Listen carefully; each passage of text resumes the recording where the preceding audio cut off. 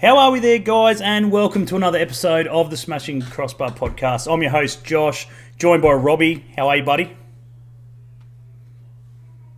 Very well, mate. And yourself? Yeah, mate. Yeah, very, very good. Before we get started, guys, just let us know if you can hear us in the chat. Very important. Don't want to be rambling on and you guys can't hear me, so get that out of the way first. Another quick one, big shout out to Gabrielle, my optometrist at Jesmond and the Kasey Cafe at the top of town in Newcastle for jumping on board this year as sponsors of the show. It is muchly appreciated, so be sure to go down and see Gabe and the guys down there at Jesmond for all your eye care needs, and Julian and the guys in the top of town if you want a feed or a coffee. So tonight's show we are joined by a former Socceroo, former A-League player, pretty much now coach over in Norway, Kasey Weirman. We're going to get to the brass tacks of Norwegian football a little bit and see what he's been up to now that he's coaching down in the third tier. And feel free to post your any questions you've got to him in the chat, and we'll get underway. Mate, how are you? Nice to be here again, and nice to be talking to some Aussie accents. So I'm good. We're midway through the season, and summertime over here, so everyone's very happy. We're happy in wintertime as well, but it can be a bit doom and gloom at times because of the light and whatnot. But we're fighting on, and the season's going well, and we're looking forward to seeing what potential we can reach with the club. Currently sitting in sixth thereabouts in the table. How's it all been, mate? How's it been since you joined the club? Obviously, as the head coach, third tier Norwegian football. I believe 28 teams thereabouts, split in half, playing sort of like, I'm guessing, like two conferences sort of thing, up the coast or something. How does that sort of work? Yeah, no, you're spot on there. It's split in half, and they just try to work it out so the cost is not so much for flying and these kind of things. So they try to put it where there's teams that are relatively, not all of them, but close enough together, where they don't have to travel so far and whatnot. So which is not always easy because you get teams from right up north and all over the country and whatnot. So it can end up that one of the groups is stronger than the other. I think we're in maybe the stronger of the two groups, but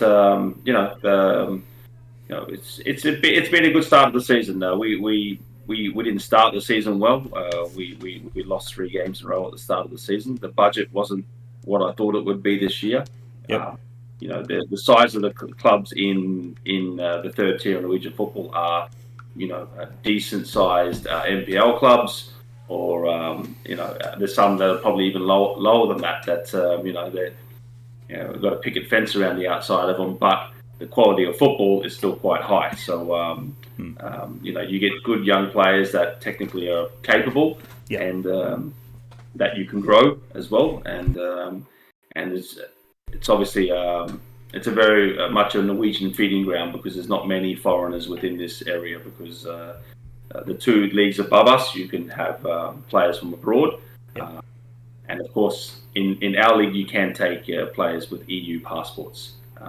That's able, but it's not that rare that there's many over here. So if so, then it doesn't happen that often. So I've got an Australian boy who's got a European passport. He's got an Italian passport. So he's been with us from last year, but it's not that common that there's many around the league. So it is very much a breeding ground for young Norwegian players. So the top leagues, they put players back into this league as well, and then you also have the second teams of the top teams. They can qualify for this league. So we have 2 in our group. Strømsgodset have their Strømsgodset 2 is in our group, and also we have Brun 2 is also in our group as well. They beat us on the first day of the season. So so that's a feeding ground. That's a good area for them as well to test against a good quality Norwegian teams as well in this level. Yeah, right. Yeah. So talking about the distance, mate, obviously, as it said, splitting it in half and everything else to cut sort of costs on flights and everything else. What are you roughly looking at this year as like what's a long distance to a game for you? I mean, long distance is nothing compared to what we have home in Australia. So I used to live in Perth and play for the Glory. So when you do 6 hours every other weekend, then the flights here are nothing. So the longest we've gone, and we've already done it this year, we've gone 2 hours up north. So that's the longest we'll go, and we did that in the day. So we travelled in the morning, played the game in the afternoon, and travelled back in the evening. So quite common that it happens like that in this league. And most of the time it's, if we fly somewhere, it's on the other side, on the east coast, on the west coast, and it's sort of just the plane goes up, reaches its altitude, and then we start working our way down again. So it's like a 40-minute flight.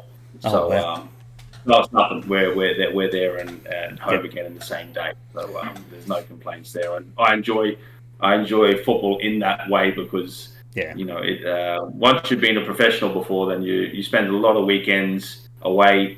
And if you play on a Sunday, you might go on a Saturday morning and then spend the whole weekend there.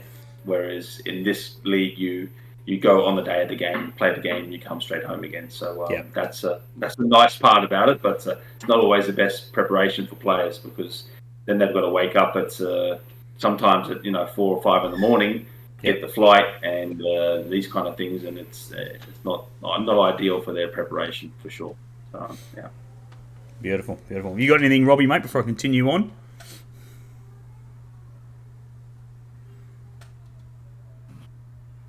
I guess obviously with the fact that you are now over coaching in a European league, what are you finding are the biggest things that you've had to sort of realise there's a massive difference between coaching, say, in Australia compared to somewhere in Europe stance? Is it got to do with the climate? Is it got to do with the time of trainings? Or is it just the style of play that you find a considerable difference between Australia and Europe? Yeah, no, it's more culture. It's definitely more culture, and the way that the kids grow up in Australia, to the way they grow up here, to the way they grow up in Romania, to Italy, and these kind of things, their expectations and whatnot. That's the biggest difference. You've got to get hold of the cultural aspect of it and not adhere to their norms, but you've got to respect them as well. And Norwegians are quite conservative people. They don't like the yelling and the screaming, and they don't. They don't like force, you know what I mean? They like to discuss things and talk things through. They like to have a meeting about it and another meeting, and sometimes too many meetings for my liking. But there's a conversation that goes on that you try to fix the problem with. So there's a bit of a mixture of that goes on, because I think I bring that across because I've been here a long time and I can understand that's part of the culture. But I'll also bring, more of a harder line to things as well, where I think they need that as well, because I think that there's too many times where it's we have to hug them all the time, especially if I could say this generation. They need more hugs than they need pushes. But I try to balance that out a lot, because I think they're over-hugged and they need some bit straighter talk. And I think they appreciate that as well, because I think the players who definitely want to go to the next level here in Norway, they don't want to be hugged the whole time. They want to hear straight talk, and they want to hear why they're not doing things, or why it's not working, or what can they do more of. And if you're able to get that across in the right manner and the right way, then they'll respect that, and you'll get more out of them as well. But it definitely alters from country to country, and we're all in sales, so if you can't sell yourself, then you're in trouble. So obviously our friend in Tottenham now, he's been able to do that from one continent to the next, and because of that, he's been able to find the right level of respect and get his message across. They've been able to take in the message and then perform and get results, and then that leads to different jobs, bigger jobs, and all kinds of things. So, definitely more about the cultural side of things more than anything. Yeah, it's something we'll definitely touch on before we wrap up, and get your thoughts on the move and everything else of Ange. But I I suppose, you talk about, the culture and so forth. No one probably knows it best than yourself. You know what I mean? Like, it is pretty much a second home to you. You started your career over there in the early 2000s with Moss. Yeah. Off the top of my head. Yeah.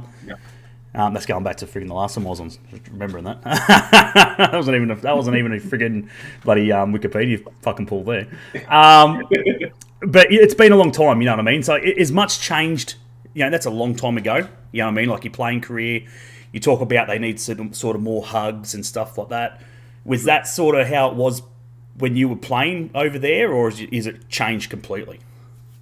No, I think it's always it's been similar to that the whole time. There's always been a discussion around how you can be better in these kind of things. So it's less, but I think if anything, it's working the other way now, where there's more coaches in the league that are a lot more strong-headed, that are a lot more direct with their messaging. And I think that those ones have been the most successful ones in the Norwegian league. But the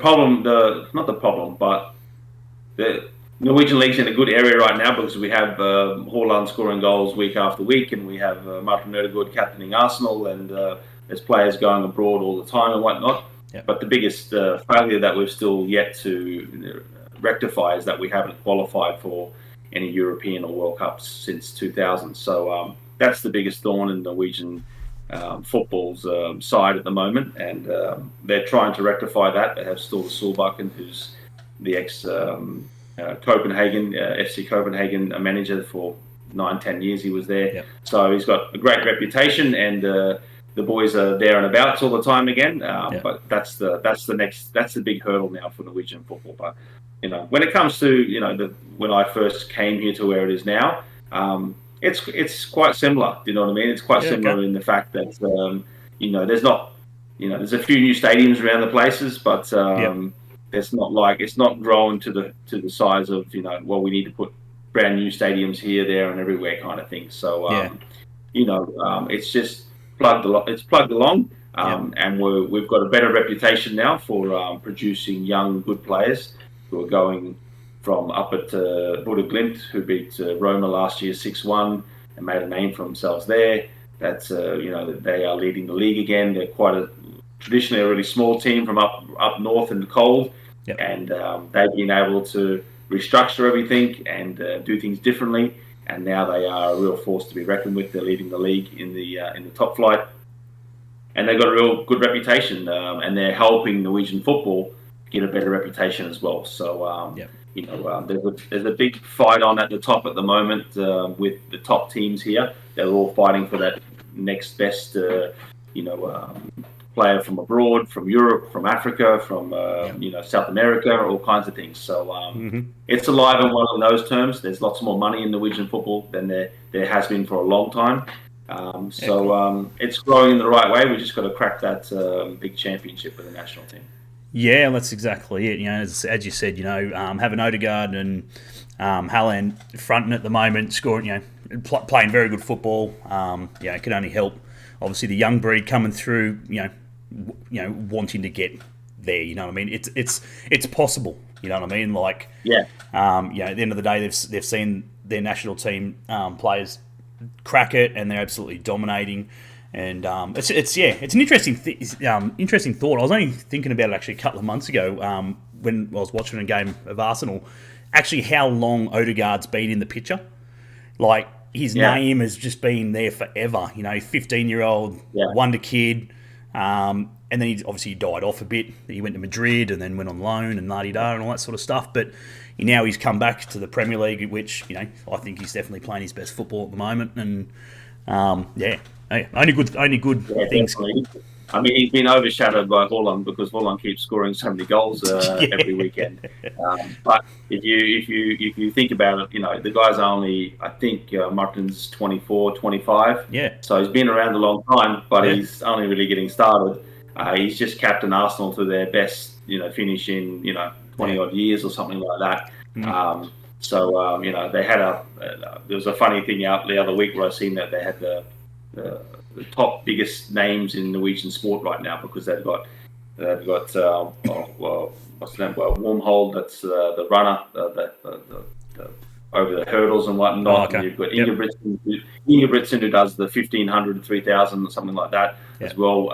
Olympic gold medalist, and they had all these names, and then Haaland was the only footballer in there. I was like, the fact that Martin can't even get his name in the future there is quite, crazy, because he's had an enormous season. He's taken over the captaincy of the Norwegian national team as well. Yeah. He comes from a small little town outside of, not small, but smallish compared to Australian towns outside of Oslo. And like I said, he's him along with a lot of other Norwegian boys. There's a boy called Sørloth that plays in Spain as well. So they're all helping to keep the dream alive. When you walk around on the weekends, especially this last weekend, I've got a football field right near me, and you walk everywhere and you just see shirts of Haaland and Ødegaard on little kids' backs. And they're dreaming the dream right now, and they're very, very passionate, and they've got all the same characteristics, as in if they miss a goal, the hands are in the header is in their hands, and they're disgusted with the way they've passed the ball or shot the ball, these kind of things. So the drive is there with them, and they can see the picture, and they're going for it as well. So it's just it's great to see that. It's great to see that there's lots of kids at the moment that are all into football right now because of what these boys are producing. So, yeah, that's exactly it, mate. We'll come back a little bit, and we'll come back to yourself. You've been coaching for a while now. Started many years ago now. It seems like an age. Western Force in Perth. What about yourself, mate? Where do you see your career? Do you have any ambitions? Are you looking just to sort of kick it and try and promote,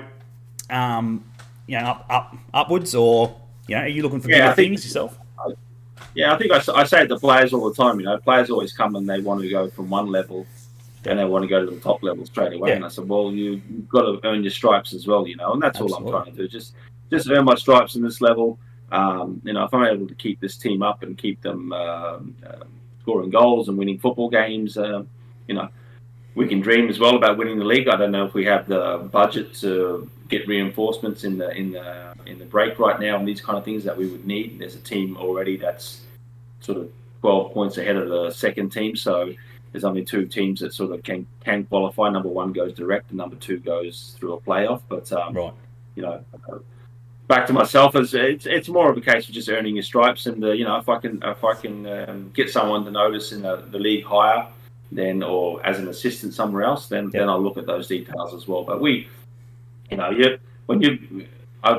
my wife have been together a long time now, and she's followed the football career through different countries and different places and packing up and moving. If you've been a football before, how many times you've had to pack up a house and these kind of things. So it's kind of, I've got an ambition, but it's kind of a bit her time as well. So she's got a really, really great job and she loves it. And it's not a case where I can go, well, if someone calls now, we're right up north, I'm going to go, because there's more of a collaboration between me and her as well, that we try to work it. So it's not always me that's running off and going somewhere, and we're going to drag her in the group with us and these kind of things. So so right now it's comfortable where I am. I'm happy here.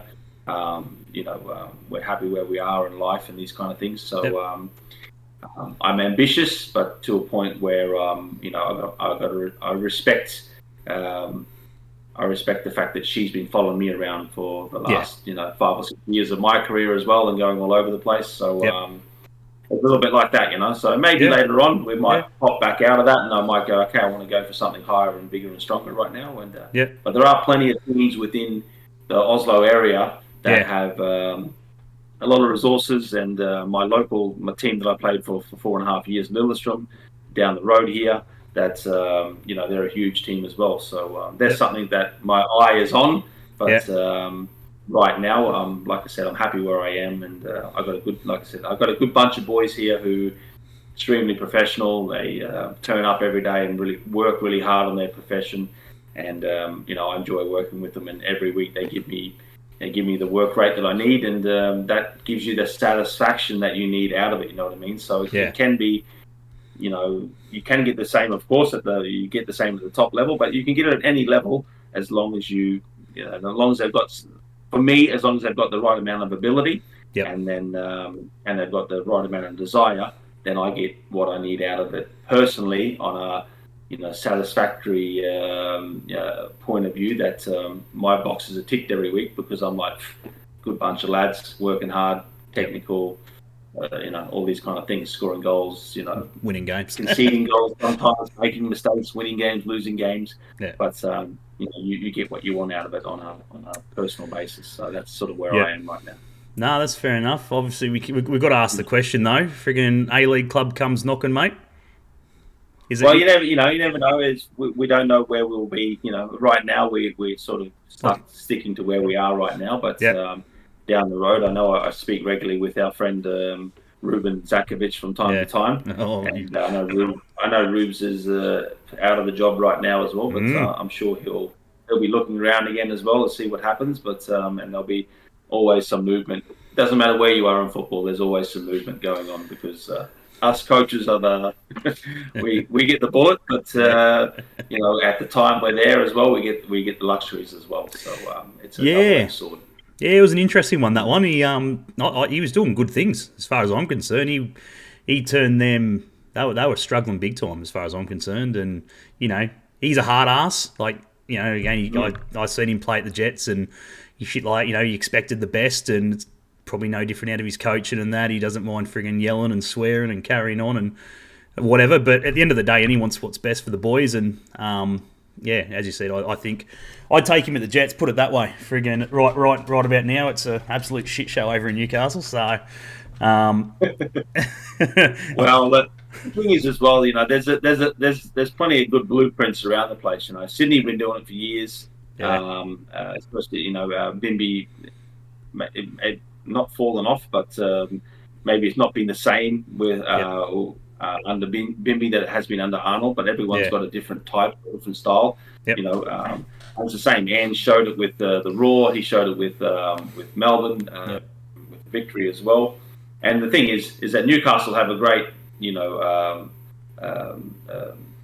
blueprint down the road in the Central Coast. But of course, we hate each other, so no one wants to ask any questions and try to figure out what we could do better or how we could develop better on these kind of things. Yeah. So, there's obviously some cluey people down at the Central Coast as well that definitely know how to get the right players in and ask the right questions and whatnot. And, there's, when you think about it, they're a very small A-League team, the Central Coast, compared to all the other ones. Every year they seem to produce and get into the top six in the finals. They've got to be now probably one of the most successful A-League teams that we've had, and hats off to them. But there is, like I said, that the other teams need to get their act together, because I know that was probably working extremely hard to get Newcastle that next year. Sometimes it's a win here and a win there, and it's you get a bit of a roll on, and things can happen. You know what I mean? Yeah. It hasn't maybe happened the way that Arthur would have liked it, but I don't know. It's not always about change. Sometimes it's about sticking with what you've got, and just it just gets the shape of it just moves a little bit, and all of a sudden you squeeze through that door and you're in the top six. You know what I mean? But that's up to the people who run the place in charge of to figure out, and we'll have to just wait and see, I guess. Yeah, mate, that's the biggest one. I said, we need owners. There's only so much Pappas can do without any owners and any money and stuff like that. But I think you nailed it on the head with the Coast. I think as much as you're a Jets fan, I hate the Coast, but you had to support them the other week. They done everything right. They deserve to be there. They went under the radar the whole season. And the biggest thing for me is they've gone about it the right way. They've brought back the players that made the Coast. You know what I mean? Your Matty Simons and stuff like that. Before he finished up his career, he went to Sydney, didn't want to go. And then, brought him back, obviously, and so forth. And it changed the whole dynamic. Him coming back, the fans. That's the culture that you talk about, see? Some players maybe not even playing regularly anymore, but they can set the right culture within the dressing room. Absolutely. So anyone else that comes in they can teach them that this is the way we do things around here, and we're not knuckleheads if we get sat on the bench, and we're not doing this if this happens, and we're sticking together as a group. And sometimes you need those players, and I'm sure Matty Simon was one of those within the dressing room. And a little bit like what's his name? Just left Liverpool now. Milner. James Milner. You know what I mean? Didn't play regularly all season, these kind of things, but sets the right culture within the dressing room. Absolutely. And the players understand that this is how we do things here. Yeah. And then all of a sudden, it helps everything run smoother. You know what I mean? So, very clever move bringing back senior players, and especially senior players that can help to strengthen your own culture as well. So, and that's it. They've got plenty of them. They've got plenty of them at the moment. Monty, obviously. Corrected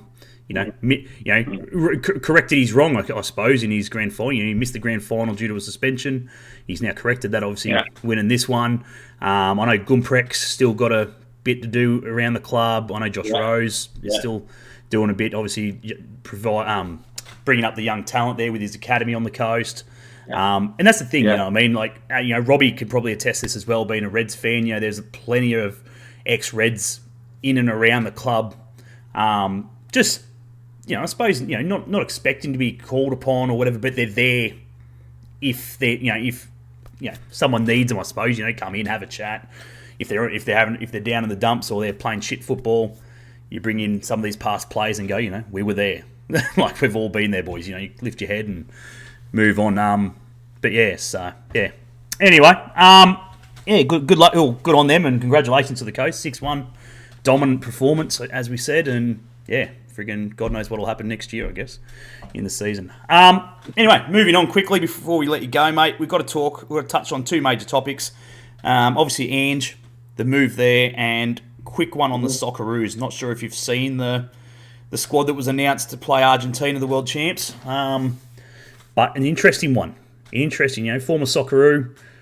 He's gone very youth, in my opinion. He's definitely trying to breed the next World Cup, I would imagine. Again, I'm not a coach, but it sort of looks that way. He's left players out, obviously some due to injury, but definitely some that sort of just recuperate, and the Premier League and all European competitions are somewhat slowing down. But your thoughts on it, mate? Did you get a chance to have a quick look at it? Or? Yeah, I haven't actually seen the squad, but you're just talking about it right now. Just it's all about timing, and the next World Cup's a ways away, and obviously we have the Asian Cup in between that and whatnot. But this is just sounds to me it's all about blooding players, getting them in there, making sure they understand things, getting them some experience. And that doesn't necessarily mean that there's going to be an overhaul of all those other boys that just did a great job for us. But it just means that they're going to give them an opportunity to make sure that they're ready if called upon, that they have some experience behind them, So there's probably plenty in there that have had, a good season in the A-League and deserve a cap and deserve to be running around with the, some of the best teams in the world and whatnot. And it's all about, the future as well. So there's Arnie's got to look at it a lot of ways, and he's got to make sure that the future is taken care of, not just the present as well. So it's definitely a big balancing act, but luckily we've got the right man in there with Graham Arnold, and I'm sure that he's looking out not for just now, but he's looking out for Australian football in the future as well. When he's maybe not in that job anymore that the next guy has, he's got something to work with as well. So we couldn't be in better hands. Yeah, mate. Yeah, Robby, your thoughts, mate, on that that Socceroo squad? I know you. I think everyone can probably, I'll line up to it as well.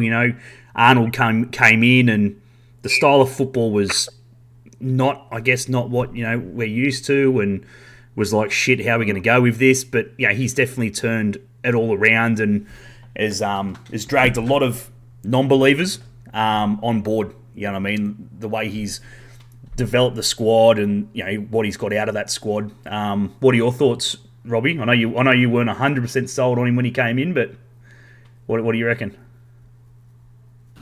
Yeah, absolutely not. I thought it was the Sydney 2.0, Sydney FC 2.0. But look, I have to say, prior to the World Cup and listening to Arnold talking about Australian football. And this is something I really wanted to gauge your views and opinions on, Kasey, is Arnold's spoken a great deal in regards to the fact that Socceroos and Matildas basically don't have a home in Australia. So you look at something like any form of training camp they've had to do, they've gone into overseas, or they've had to hire out facilities which are second class compared to half the nations around the world. He obviously had made a very smart comment in relation to the fact that we no longer have an AIS, and I think we were speaking just before we went to air about the pedigree that something like the AIS bred in Australian football, and the names that people look at nowadays as cult heroes. With Arnold's comments about the fact that we need a home for Socceroos, is that something you see as being something that's crucial for the future of the Socceroos performing well in international cups? I think it's ideal for us because we're such a big country, you know what I mean? So it's hard to get, when you get everyone together and there's no real base, there's no real home to go to where you're going from one football field to the other. You're having a camp in Melbourne, then you might have a camp in Sydney and whatnot, where you could have, an actual home where everything gets set up for these boys, and then they could fly out to Riyadh or wherever they're going to and be prepared and not have to worry about going to this place and the other and whatnot. Funnily enough, the Norwegian national team doesn't have a home base as well. They've got a national stadium, of course, it's just for them. Holds 25,000 people, but they don't have an actual field as well or a setup. They use Lillestrøm, my old club's got the best grass fields in the country, and they come out and use the grass fields out in Lillestrøm and whatnot. So, but being a smaller,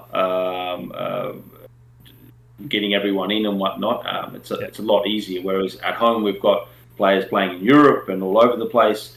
Whereas in Norway here, they're only in Europe, so they're only a few hours away from here, and they're quite shorter camps. They're always 3 days, 4 days, and then they play a game kind of thing. You know what I mean? So makes it a little bit more easier. But I think at home we would relish having those facilities so that the girls, the boys, the young ones coming through as well can all get together. And the best can be against the best in these Socceroo kind of Matilda environments to get more and more time. You could use it over extended time then if you had it there all the time. But if you didn't have it there, then of course you're constantly paying for hotels and it's budgets and all kinds of things. I'm sure we're going well in those areas. We've just had a World Cup that we did well out of and whatnot. But at the same time, we need someone from the government, of course, to step up somewhere to say, okay, let's, this is a cherished, we're as big, if not bigger, than, the kangaroos and the wallabies and these things. We're bigger these days. And we need somewhere to make sure that we can keep developing this young talent that's coming through as well and giving all of them the best opportunities as well. So hopefully that will happen. I mean, like I said, Ange's, I could see people's... Arnie's. I could see people's thoughts about him when he had the job and how he's been in the Sydney setup for a while, but he was in the Central Coast before that, and he set it up really well. But I think the thing we need to remember with Arnie is that he's an Aussie through and through, and he's always had, through his years playing as a Socceroo himself, and before that with the young ones and whatnot. Olyroos and young Socceroos and whatnot, he's always had Australian football's best interests at heart and never anything else. Yes, we don't like it when the Central Coast win. Yes, we don't like it when Sydney win. But you've got to respect the fact that he helped set those clubs on the right path as well. And his next job was to set the Socceroos on the right path as well. And some could say as well that he maybe didn't have the same amount of talent and ability as what other coaches in the Socceroos have had too. So the fact that he's got them to where he's got them is a big feather in his cap. So we have to take our hats off there a little bit. I think I watched this the young Socceroos play, or the Joeys, what do you want to call them, the Olyroos, play last night against Mexico over in France in a tournament, and they're killing it at the moment. Dead set killing it over there. the talent's there. I mean, as I said, as an Australian, we want to see them play more at home. I think that's the biggest thing. In small tournaments and everything else.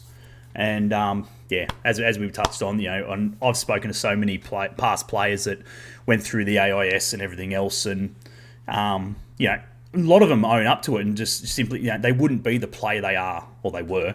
A lot of them are retired now, but, they were without the AIS. That hub, that base, where their teammates all around them, there might be 6 or 7, left backs, for example, you know what I mean? And shit, this is the best of the best, they've all come, they're here. I don't have to sort of sit back and go, what if there's someone else out there? Well, no, they're here. You know what I mean? And I've got to work my ass off, I've got to cut my teeth and, pull me shorts up and friggin' bust my ass, otherwise I'm out and there goes sort of my career. Is where some of the kids these days, I don't think they've sort of, they sort of coast, like in a nice way, you know what I mean? Like they're busting their ass, obviously, but they don't exactly know. They might be up against. I think there was a period there where they were definitely given too much too early, and a lot of them broke because they were told they're this and that and the other. And they hadn't really got any stripes at all. So, and that's what the boys at the AIS did.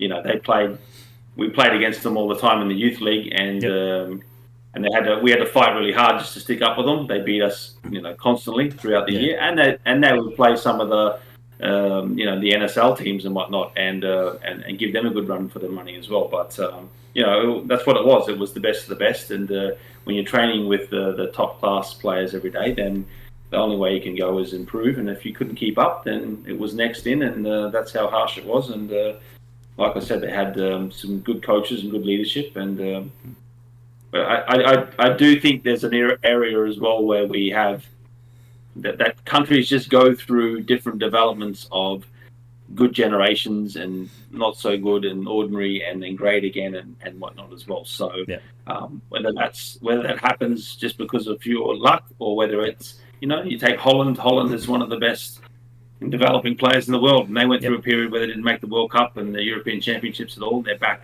into those areas again now. They're starting to overhaul different things in Holland with artificial pitches. They're starting to get rid of them now because they want to go back to grass fields and different things. So there's a constant area of organic sort of growth the whole time in football, and it's always turning and developing, and that's the fun thing about it. Yeah, just a quick one there, Robbie. I didn't even know that was going ahead, mate. What do you got coming up there on stream, mate? Australia under 18s versus Norway, currently live. Am I reading that right? You're muted. As we speak. Yeah. So it's just gone half time. Norway just got a 44th minute equaliser. So it's 1-1 at the moment. So there's some really good young Australian talent in there. Stephen Hall, who is the third goalkeeper for Adelaide United, is currently in goals. He's doing all right. The one that just slotted in was a pretty cheeky one. Still in the 18. Defenders tried to tap the ball away, and basically attackers sniped it from underneath his feet and it's gone right past Hall without even the bat and eyelid. Football Australia on YouTube is where you can watch that one live. So just jump on YouTube and watch and type in Football Australia, and you'll be able to see it there live for the second half. We'll quickly wrap it up because obviously a bit of football. Go watch and jump into bed over here at 8, nearly 9 o'clock. Obviously we'll finish on the Ange Postecoglou move, mate. Celtic dominant. Well, let's start from Japan. Let's start from Japan dominant. And then obviously from there to Scotland, dominant. He brought over some great players from Japan. And obviously brought Moy in and Harry Kewell and stuff like that for his coaching staff and everything else. Pretty much saved Harry's career as far as I'm concerned as like a high up coach. He struggled a lot there in his coaching sort of thing in England. But now gets the call to Spurs, mate. What do you reckon, Kasey? Is it? I honestly, it come about and I was like, don't do it. Like, you want him to succeed. I want him to be, he deserves to be there. but it's just so cutthroat. I'd hate to see him come Christmas. We've seen 11 coaches get the arse before Christmas last season. And I'd hate for him to be on that bandwagon if it doesn't work. The thing is, when you're in football clubs, you grow into them and then you grow out of them. And that's what he did. That's what he did in Victory. That's what he did with Yokohama. That's what he's done at Celtic as well. You can't win the treble next year. What's he going to do? You can only win the treble again. If you don't win it, then it's not a successful season. You know what I mean? Yeah. So he's reached the limits that Celtic can reach. Obviously, they'd like to do better in Champions League, but there's definitely not an Ange nature to sit while there's a bigger challenge ahead. Yep. And he knows that in himself that he can reach the goals he wants to reach with them. So that's just him as a person, and didn't surprise me in the least that he grabbed it with two hands. And it's going to be exciting because we're very patriotic down there as well. We've got our own Liverpool and United fans and whatnot, but everyone's going to have a little bit of Tottenham in the back of their head, hoping that not hoping that they beat your team, of course, but hoping that they beat other teams and that they're able to be successful. So I think, speaking about Harry, I think Harry's still quite, everyone thinks because they go into coaching, there should be a success straight away. He's blooded his teeth in lower leagues, in the League Twos, and they're not easy leagues to find players, to get the right ones. And he would have learned a lot now from being under Ange. And I'm sure it's only a matter of time before he sticks his hand up again. But I wouldn't be surprised. I don't know. Has he gone with Ange to Tottenham? I don't know. Well, that's it. They haven't stated the backroom staff. I know that Ange wanted to take one or two across with him. But they haven't. The Spurs have said, in due time we'll announce the backroom staff. But I think that's the best thing about Ange. Pappas was under Ange at Yokohama, and obviously you come back to the A League of the Jets. Hasn't been crash shot success and everything else, but he would have learned a lot, as you said. There's no different for Harry. He was an exceptional player, and I'm sure he's. You only have to look at Ange's, the clubs that he's coached over the past 10 years or so, and look at the style of football that he plays, and you got to know that Tottenham are going to be exciting to watch, at least whether they top 5 goals or score 5 goals. We don't know just yet, but. Under Ange, he's been successful with all of them so far. But this is a different beast, because it's not, Celtic in Scotland, they're not guaranteed, but they've got the best squad. They're going to win they're going to be right there and about, so they're going to win a lot of football games. But in the Premier League, the teams are there's a lot of teams that are quite similar. You got the Brightons and the Brentfords these days that are doing really well. Each week you go away to their ground. It's not a gimme. You don't get 3 points out of them. You've got to have a style. You've got to have an understanding. You've got to have a lot of things go your way. But Ange is the right person to make that happen. He's got the charisma. He's got the attitude when it comes to dealing with press. He understands the right and wrong things to say. He understands where the line is and where it's not, and he understands when to step over it as well if he thinks that that he needs to. So I think it's just brilliant for Australian football. We've got one of our own coaching in the top league. It helps all of us Aussies that are around the world trying to make a mark as well. You get a little bit more respect and say, we've got one of ours, in the Premier League. So it all goes towards, and it's just he's just a great ambassador to have for Australian football, because he's still, but even with Yokohama, with Celtic, he brought them down to Sydney and whatnot and played games. I'm sure it's going to happen with Tottenham at some stage as well. And he loves promoting where he is, but promoting it back home in our country as well. So he's just a beacon for Australian football, and we're lucky to have him. And everyone should be cheering the fact that he's there and supporting him and cheering him on. Definitely. Yeah, funny. I had to say, basically, what killed me is I'm a Chelsea supporter. So it's like the ultimate double-edged sword on this one. I want him to do well, but I don't want him to do as well as Chelsea. So I've actually got 2 parts or 2 questions on this one, because you said a couple of things in there that really sort of piqued my interest, and some of the thoughts I've been having as well in regards to what we know Ange can do. But we also know what the EPL are like, and as Josh was saying, they're cutthroat. If you're not performing to what they expect within 5, 6, 7 games, that's it. You're gone. There is no second chance. Whereas somewhere like the A-League, unless you've absolutely ballsed it up, you've got that opportunity to be able to get the guys back on board. How do you feel someone like Ange would be able to justify and be able to keep the board happy if, say, 6-7 games in, he's still trying to mould the team to what he wants them to play like? Yeah, well, I think it's, that's the conversations I'll have in the background as well. But that's up to Levy as well, and how the team are actually playing as well. Because the fans these days, and not these days, but forever, they know what they're looking at. They know what they see out on the field. And if they don't see, no disrespect, but, the football that they played under Conte was just fucking sit back all day long and counter-attack. I mean, boring as all hell. Don't get me wrong, he done a good job with Chelsea's that kind of football club. Don't get me wrong. That's what they play. Counter-attacking football the whole time.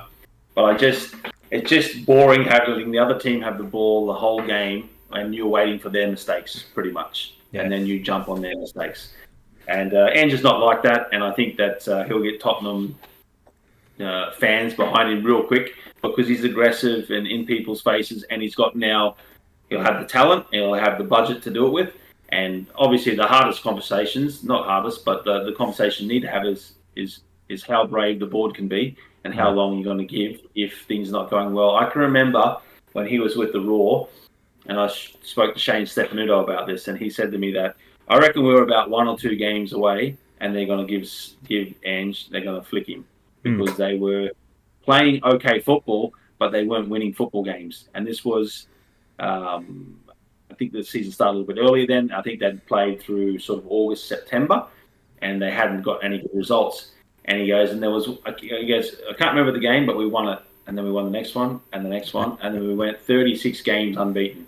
Yeah. And that was the difference. But the club just hung on to him a little bit longer, and it turned. But they were close to saying, no, that's enough now. You know what I mean? Yeah. So that's what they've got to work out of these. And these big clubs, we've had a coach sat here this week at one of the biggest clubs in Oslo, Vålerenga.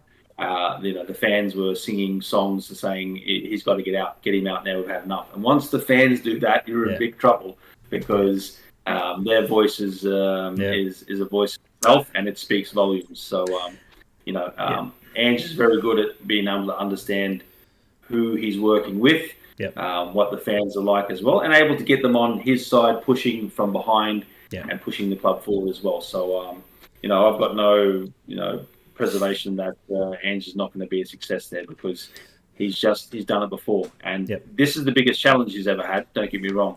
But if anyone's up for this challenge, and to me, it's just the right club at the right time. They're begging for something different. They're begging for something that they haven't seen before. They've had now Mourinho. They've had now Conte. You know what I mean? So they're looking for something that's that's out of the box. And this guy is different, and he's going to reshape them. I'm 100% sure of it. Yeah. So, absolutely. And that sort of leads on to my second part, which is obviously, being a coach over in a European country, you've probably seen and had many doors slammed in your face in the past where it's like you're an Australian, you have no idea how to play our style of football, you don't understand that football is religion, whereas within Australia, it's AFL first, it's football second. Have you noticed, and do you think that the sort of cultural shift and tone has changed towards Australian football since, obviously the Yokohama days and then the Celtic days and then obviously our performance in the World Cup? Or when did you start noticing that the changes actually happened? I think it's definitely more the performances in the World Cup because, sometimes you get, people with a smart mouth saying, even when I've been over here in Norway saying, like, oh, Australia's playing France today, they're going to get whopped. And I was like, well, 2018, we lost 2-1. And the next one, yes, we were outclassed. But at the same time, I always say to people, I said, well, we're at the World Cup and we've been at the last, 6 of them, whatever it's been now. So you've got to respect that in one way as well. But it's not just that; it's how we performed, how we've come across as a nation, how the players have represented us, has just giving Australians more footing all the time. And there's Aussies now, abroad that are playing in all the leagues. They're playing in Denmark and they're playing in Sweden, and there's boys here in Norway. The Agostino's playing in Viking along with what's his name, Stensness, that's playing in Viking as well. So the net's wide now these days, and if they're Aussie, they know they're getting hard workers, professional workers that won't give up easily. You know what I mean? Because that's how the national team represents us on the big stage as well. And then you've got outside of that, obviously Graham Arnold performing the way he did with the Socceroos as well, but you've got Ange as well, lighting the beacon himself for Kosnorbo, who's not done well, of course, and will be harsh on himself in France.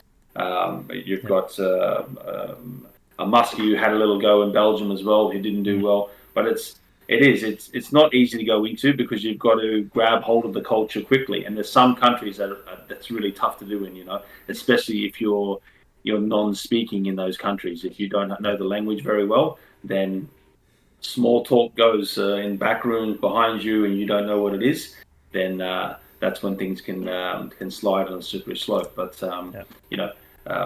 back to Ange, he knows how to set the tone in the club. He knows how to lead from the front, and he'll get followers. And once they get wins, then they'll jump on more and more. So we've got our reputation is strong across the world now because of the Socceroos, because of the Matildas as well. So Australian football's got a really good reputation, and yes, we still get some doors slammed in our faces, but that happens to every football coach that's out there. You've got to be able to pull the results, and then you've got to be able to network and know the right people to get into those jobs as well. So that's always the challenge. Yeah, that's definitely and again, he proved that at Celtic. They wanted him out from day one, and he struggled to start with because at the end of the day, it wasn't his squad, and he pretty much had to deal with what he had, and the fans would have been on his ass for that. They wouldn't have taken into consideration any of that. It's just you're not winning games, mate. We don't care that it's not your team. We don't care that they're not doing their job. You're not winning games, so therefore get out. But again, as you said, he turned them around. They would have been absolutely devastated to see him go. Because as you said, a style of play doesn't take 5 minutes to conquer. You know what I mean? Right. It takes time. But once you find it, and once you see it developing and it's in front of you, and then you start getting the results with it, and then it can just run away from you, and you can reach the sky with it. You know what I mean? But a lot of coaches these days are, I'd say a lot of them are quite. They fear losing too much, so they don't want to put their neck out too far. So it's very easy to say, everyone park the bus and we'll just wait for them to make a mistake. And I think it's just boring football to watch, to tell you the truth. I don't know. I like Mourinho, the personality, but Mourinho, the football, I don't know. I'd rather Mourinho in 2004, 5, and 6 at Chelsea than Mourinho these days, because then he had a team, but then he could recreate those teams. But he's happy to play this kind of abrasive, tactical man v man, yelling at referees kind of football. And I was just like, what have you become from where you've been? So I love him. Don't get me wrong, but I'd rather watch an Ancelotti team from Madrid, who's constantly trying to do things and create things and whatnot, than some of the other coaches across the world. But that's football, and that's why we keep coming back, because different personalities can create different things and different cultures and different languages and all kinds of things. So no, it's not predictable. That's why we come back every Saturday. Yeah, absolutely, mate. We're gonna slowly wrap it up. We do thank you, mate, honestly, for the hour that you've given us. The chat was fantastic. Bit of insight into Norwegian football and so forth. Just a couple of quick ones before we round it off. 10 p.m. Thursday night, Australia plays Argentina. Going to be an absolute cracker. It's going to be a hard ask. Don't get me wrong. Again, we don't know what Argentinian side they're going to bring, but it's not going to be an easy one regardless. We've bought youth, so hopefully we can friggin' terrorise them a bit and just make them not play, their standard football that they're used to, which, as I said, if we play our game and, which is just rough and get in and, whatever, it's gonna make it hard for them for sure. Well, you just need to think about where we were 25, 30 years ago. If we called Argentina and said, "Hey, you want to have a game?" They would have said, "Get lost." Yeah. Not to mention, they've actually made a trophy for this game as well. Oh, really? The trophy spins the whole works, and you're sitting there going, "What the hell is this?" We're going up against the world champions at the moment, who we almost beat if it wasn't for that poor goal. And now we're sitting there, and they're actually considering us worthwhile opponents. So, that's good. I've got a guy at work who is a true-blooded Italian, AC Milan fan, right? And he's poo-pooed Australian football for years and years and years. Yeah. And I did exactly what you said, which is, hey, when was the last time Italy was in the World Cup, mate?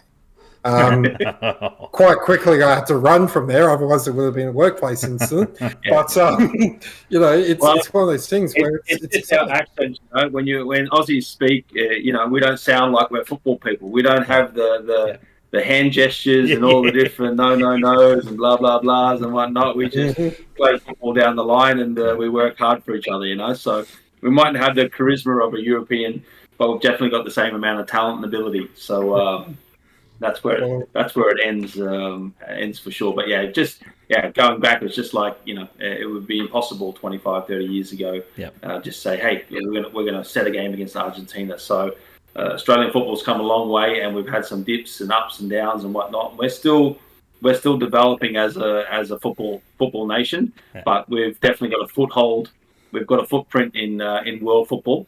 And we've got a reputation, and we just need to protect that now and make sure that we keep working hard to secure it for the future for all the other Socceroo kids and Matildas that are coming through. Absolutely. Just a couple of quick ones. The Australian Cup, currently there's a few games on at the moment on the FFA Cup on the Facebook page. You can go watch if you want to get into that. We touched on it just before. The Joeys, obviously over in France at the moment, have made the semi-finals. Got out of the group, so that'll be played sometime at the end of the week. What else we got? Friggin' bloody the European under-18s. The under-18s are playing at the moment. The European football, obviously Thursday and Friday morning. I think it's like Spain versus Italy and the Netherlands versus France. I think it is off the top of my head. Don't quote me on that, but the European Conference League or whatever the hell they're freaking called now. That's going ahead obviously as well. International football's big, and obviously we touched on it just before. We talked about 30 years ago Australian football, the passing of Riley Rasic.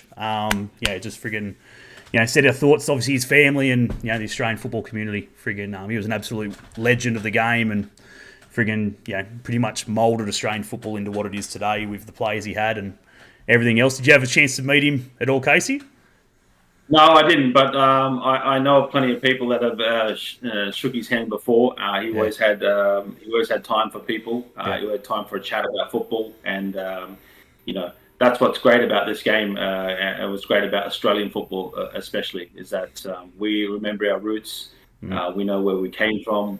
We know where we started. We know where we are, and we're all still working and protecting each other and respecting each other.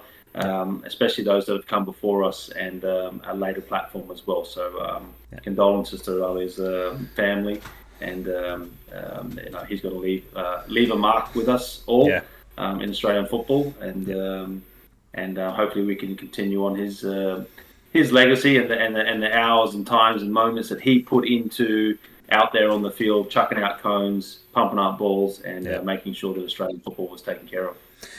Yeah, no, absolutely. If you haven't seen it, there's a little documentary on Optus Sports, I believe, with Mark Bosnich. Did a couple of years ago with him and sat down with him. It's a good one. Just talks about his time, obviously. What it was like back in the day. You mean, like it's good for even just like young coaches and stuff like that, just to sort of go and have a look and see what shit he had to deal with. No friggin' lush grass, no friggin' fantastic cones and training gear, and these boys are friggin' pulled out of friggin' work commitments and everything else just to go play and shit like that. But he picked the the best he could out of what he had, and not having a pick from Europe or any shit like that. It's pretty much just homegrown grassroots football clubs, IPL Leichhardt's and Sydney Olympics and stuff like that. So it's a good documentary. Go and watch it if you haven't seen it. But yeah, other than that, we're going to leave it there. Enjoy your football wherever you may be watching it over the next week. As we said, there's plenty of football going around. We'll be back next week. We'll touch on the Socceroos and see how they win against Argentina, and hopefully the young Aussies are still in action, obviously in the tournament over there in France, and possibly head on to a final against one of the big hitters over there in the youth development. So, again, mate, we appreciate your time. Thank you very much. Cheers, Josh, Robby. Appreciate it, lads. Anytime. And good luck for the rest of the season, mate. And friggin' be sure to get on the Facebook or get onto their website. What's the team again? Sorry, mate. Strummen, they're called. Strummen. Strummen. Like Strummen, yes. There you go. Yeah, get behind our local friggin' coaches and players and stuff like that. So jump on their Facebook page or something, like it, so we can keep up to date. You can keep up to date with how he's going, or maybe 12 months time he's been shafted or whatever for underperforming. That's football, mate. Exactly right, mate. Take it easy, mate. Enjoy Norway. Enjoy the sun. No worries, guys. We'll speak to you soon. Ciao. See you, buddy. Cheers. Thanks again to Kasey for giving up his time. He's an absolute legend. It's always good to chat. Very, very knowledgeable. Very, very knowledgeable of the game and knows what's going on and everything like that. Let me just sort of get rid of all that. There we go. Oh, Robbie's gone for a bit. We'll leave that off. But No, I'm still here. But I've just taken the optical illusion died. I've taken down the red box. Anyway, what we got there, friggin', big shout out to everyone in the chat. I do appreciate everyone for jumping in. If you have come late, be sure once this sort of finishes and goes up on YouTube and stuff like that, go and watch it. It was I think that's probably been one of my favourite chats. He's very, very easy to talk to, very knowledgeable. Yeah. And, you can see if he keeps on going the way he's going, I'm hoping to see him in that first division, just to see another Australian coach in there. He's obviously got the passion, he's got the drive. Yep. The fact that he's taken the step to go to a third division in Norway, that shows the dedication this guy has, and he obviously believes in what he's doing. So, I would highly recommend jumping on, see if you can, follow the club over there. Yeah. I'll chuck in the chat the actual club's name and the website. So give them a follow. Yeah, absolutely, and that's the thing. It's simple. Like I've followed him and so forth since he joined, and again, he's almost a freaking Norwegian. You could almost say. He said he's been over there since 2003. He's come back and forth with the A League and shit like that. But he's cut his teeth in Norway. He was the assistant coach in the first division. He was assistant coach in the second division.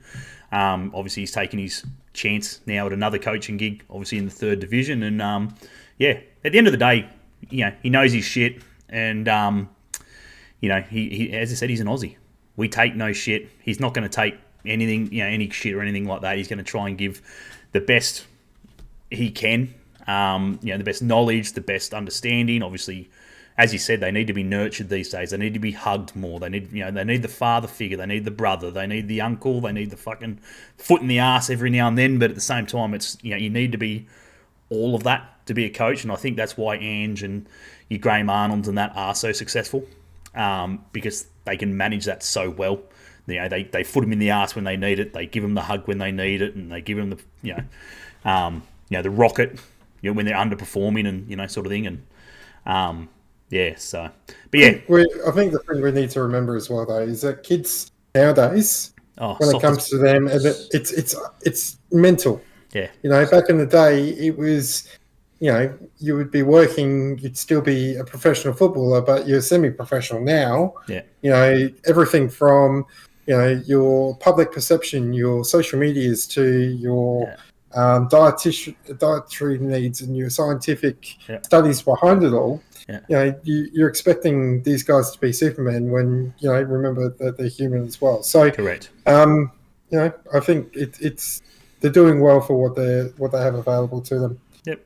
Yep. Let's hope. Let's give it 12 months time, and we'll get him back on the podcast again. And he's either got these boys promoted, or he's on, as you said, on to bigger and better things, working up the Norwegian leagues and stuff like that, or maybe elsewhere. God knows.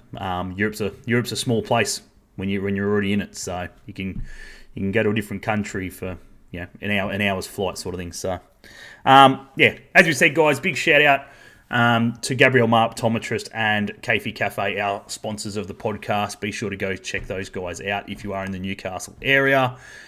I was going to say we'll be back next week, probably Monday. Again, we changed the Tuesday. It's just when it comes to sort of getting guests on, we've sort of got to fit in with their schedule, so that's sort of when it mucks up a bit. But yeah, usually on a Monday night we'll be back. Next Monday at this stage we'll be back raring to go. Where we'll talk a bit of football. God knows what will happen in the week of football is a long time. A lot of things happen. And yeah, people can come, people go. Transfer talk's going to be a hot thing in the coming weeks. The kits won't be too far away. Benny's going to miss out on that one, unfortunately. One of his favourite segments is obviously the kit, the kit reveals and getting everyone's thoughts on the kits and stuff like that. But I'm sure we'll see him in the chat and around and so forth for that one. Robby's just put in the chat there as well, guys, the Facebook page for the Norwegian side over there that Kasey's currently manager of. Go and give him a like at the end of the day, and follow your own, support your own, and friggin' good on him and good luck to him for the rest of the season. Robby. And coming up, we're also going to be holding a draw in regards to what people's predictions are for the Women's World Cup coming up. We've obviously got that coming up next month. I've actually got my first lot of training for the volunteers tomorrow night. Yeah. So I've got the full 19th to the 22nd of August off. I am absolutely stoked for it. So I don't know whether everyone's seen, but they actually announced the other day over 1 million tickets have now been sold. Yeah. So that is absolutely smashing effort. So if you haven't got your tickets yet, they've released another batch. Get your asses into it. And honestly, it's World Cup football at our door. We probably won't see this again in our lifetime. So if you're not in on it, I'm wondering why. Absolutely. Even just you can't get most of the Matildas games are sold out and so forth, which is understandable. But take your stab at anything, guys. Friggin' the wife and I are taking the kids down to watch Korea versus Colombia. My daughter was lucky enough; she got friggin' picked as one of the girls to walk out with the Korean side, and be on the pitch in a World Cup. It's magic. You know what I mean? Like. It's something as, me being, football nut, I dream about, you know what I mean? You watch, when I was growing up and so forth, you'd see the kids in front, of these stars and so forth, singing their national anthem and everything else going, fuck, that's the pinnacle, that's where you want to be, I want to be there, and everything else. So, the daughter's lucky enough to have that opportunity. Yes, it's the Korean side, and it's not Australia, but at the end of the day, these girls are professional athletes. They bust their ass every day to represent their country, and at the end of the day, Korea's coming to, they're coming to make a statement along with Colombia and every other country that is represented in this Women's World Cup. So if you can't get to a Matildas game, be sure to get down to at least something. You know what I mean? At least one of the games. I'm going on a Tuesday afternoon, 12 o'clock midday. Korea versus Colombia. Like, come on. Like, seriously? You know what our biggest game here is? Yeah. We've got China versus England. Oh, the Brits, mate. Friggin' that'll be packed. That'll be sold out. Yeah. Well, you look at how many expats we've got from China 100%. And England. Yeah, 100%. It's going to be massive. Yeah, absolutely. Absolutely. They, bring some extra seats in Christ. That's a sellout for sure.